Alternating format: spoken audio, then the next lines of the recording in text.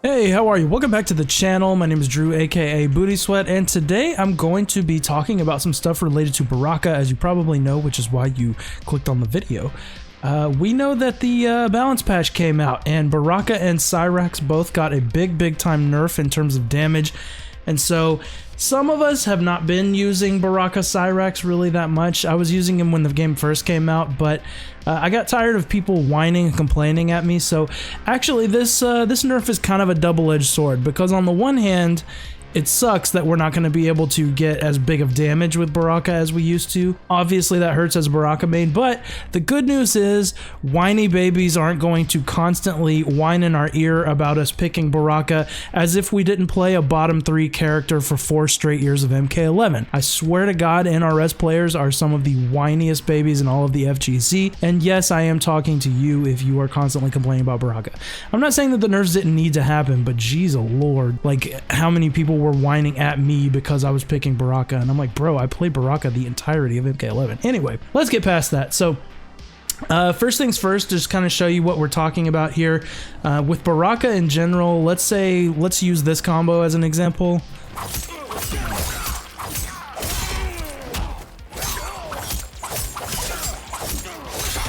Pretty textbook B&B that did 352, that used to do 393, I think it was. It was either 393 or 394, something like that. So that's a pretty significant nerf, about 40 less damage than we used to get.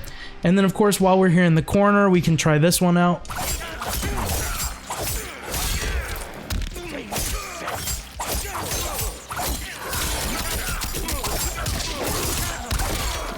And you can see that now does 415, whereas it used to do like 55. So big time nerfs for sure. However, the first thing that I want to go over initially is that I don't think this is the end of the world, okay? For 1 bar and 1 bar of kameo meter, you are getting 415, which is not that bad, honestly. Could be better, obviously. We were getting obscene amounts of damage before, but that's not horrible. So if you want to keep using Cyrax, you certainly can. The main nerf comes from the fact that that is now all of your kameo meter, if you see up there, the horizontal chopper. So you're not going to be able to do as much crazy stuff with that when using Cyrax with other characters, but honestly, that wasn't something you did that much with Baraka anyway, except when you were trying to go for like a chip kill or something. But it is still a pretty big nerf, so it's worth talking about. But what the point of this video is I wanted to show you guys a couple of other options for cameos that you can use with Baraka if you are not a coward who is switching off the character immediately because he basically got sent straight from like top 3 all the way to like mid tier with this nerf.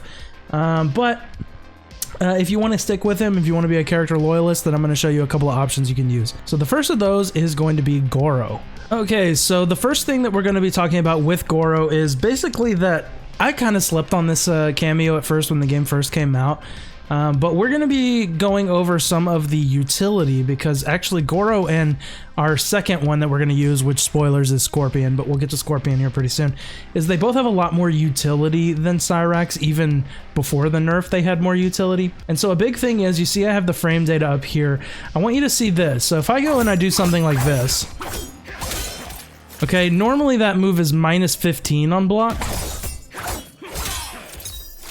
whether I amplify it or not. That's super punishable, right? If your opponent blocks the overhead at the end, you're getting blown up. However, with Goro, you can call him at the end, and now all of a sudden I'm +5. So I went from being super punishable to now I'm actually plus on block. So this is really good. Goro is a really good character in general, or good cameo in general, but especially with Baraka, because you just have obscene amounts of pressure, especially because you can do this off of like a wake up armor move. Like if you wake up and you do this, you see now we're +11, right? Normally we're like minus 22 on that if we do wake up armor and it gets blocked, but if we do it and then bring Goro in, we're actually plus on block. And so you gotta time it right, because it can whiff at times if you do like that. You can do the further away version by pressing down to do that, because there's some pushback. But you see you're freaking +8 after doing an unsafe armor move. And again, this is the case with Goro with any character, but really you can just lay on the pressure doing this kind of stuff. I did it wrong there. That would have been That would have been death. But you'll see I'm plus 16 when I do it there. And so you don't want to do it too late. If you see those numbers in practice mode get a little too high, that means you probably left a gap there and could get poked out of it. So you wanted to hit it in that kind of plus 5 to plus 8 range. Like there, and that's plus 11, so that's even still good. So then you can go into like a throw, or you can keep your pressure going. That's the main thing. You can also use the raise the roof for combo extensions like this.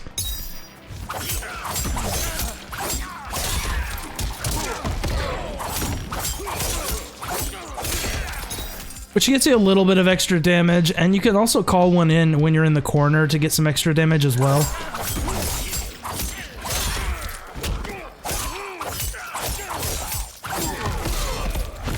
So there you go. You end up with 370. It's definitely not as much as you're getting with Cyrax in the corner, but Goro offers so much extra utility.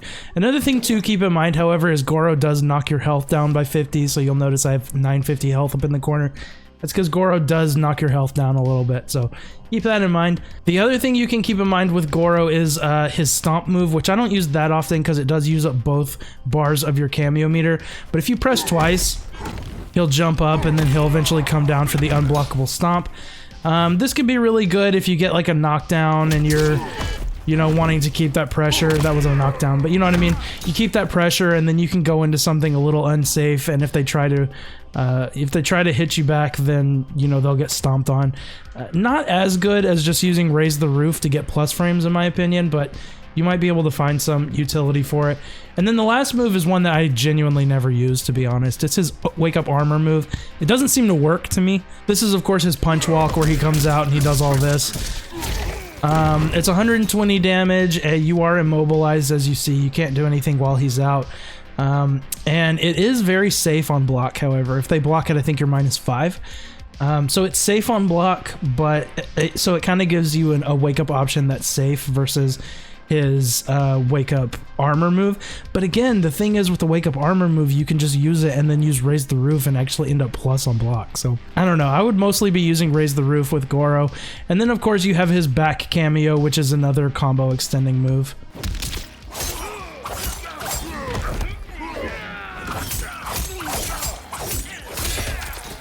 That gets you a little 318 meterless, or if you burn some meter, you can get some more damage, you know. You can kind of experiment with some combos with that, but, you know, it's just an interesting way to get a side switch. With Baraka, it's not necessary, really, in a lot of situations, because you can get a side switch by using stab. You know, you get the, obviously, you can do, let's just say, you can side switch by holding back when you do stab.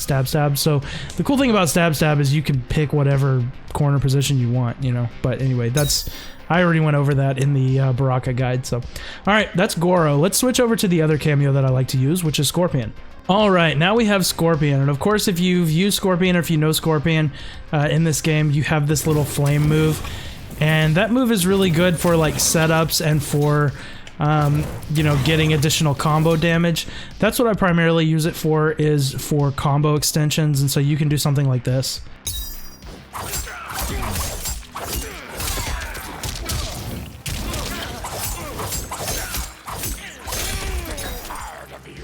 It gets you a nice little 362, and then while you're in the corner, you can actually use it in conjunction with stab to get some extra damage also, like this.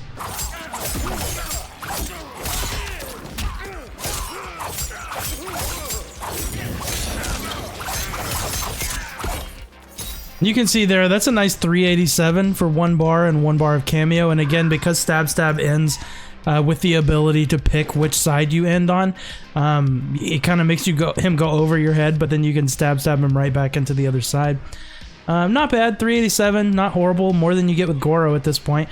And then, yeah, so for combo extensions, it's pretty good in that respect. And so for the other things I want to talk about with Scorpion are more of his utility. So his wake up armor ability is his back kameo, which actually does, it like yanks you out. He uses his spear.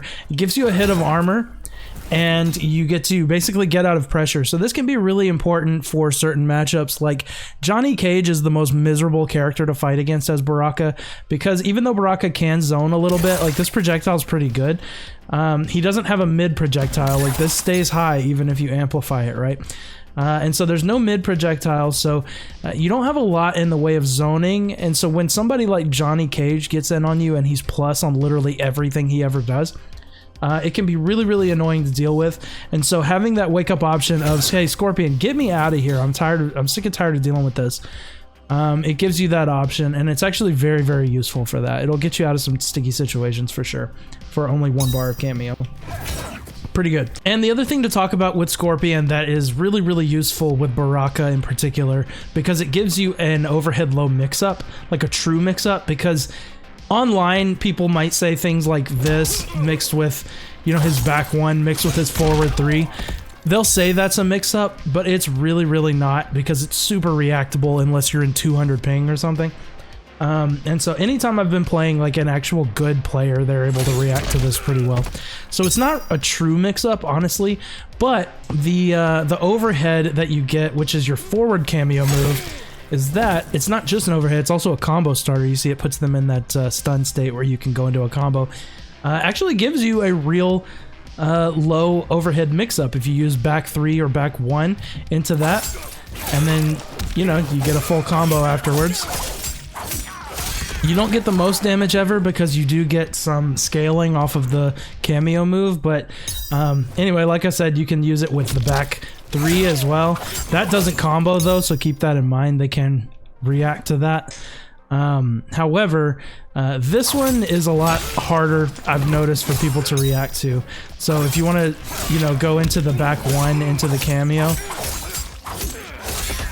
and get that move like that, then you can do that, and you can kind of experiment with that. It gives you an actual mix-up with Baraka, which is pretty cool. Keep in mind that if you do this too much and you get predictable with it, you are like minus 19 or minus 20 or something if they block. If they block this and you're right up on them, then you're dead. So just keep that in mind. If they block that, they are gonna blow you up pretty significantly. So yeah, so that's what I do. These are my 2 kameo picks for Baraka usually. Again, Scorpion and Goro. I think they have a lot more utility than Cyrax did. I think you can just stick with Cyrax if you want, if you're just used to doing that. You're still going to get some decent damage even mid-screen off of your stuff. It's just not going to be 50% anymore. It might be more in the range of like, I don't know, like 36 to 42 basically. Which is not that bad. That's still pretty decent damage. Even this just bread and butter, even though the damage got reduced a lot, 352 is still not that bad for 1 bar. It is less than he got even in MK11, unfortunately, but you know, it is what it is. One thing also I want to mention before we end is try to get that second hit of the back 3 during the combo, because it does actually optimize it a little more. And before I show you, I meant in the corner. It's really, really hard. I don't even know if it's super possible to do consistently mid-screen, but in the corner I'm talking about. Normally when you do like this, you notice the back 3 only hit once there. See if you can get it to hit both times.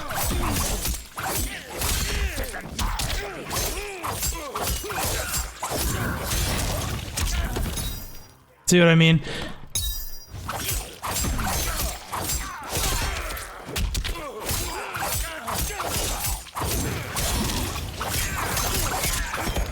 Notice I did 391 instead of 387 that time because I got the second hit of back 2, or back 3 rather.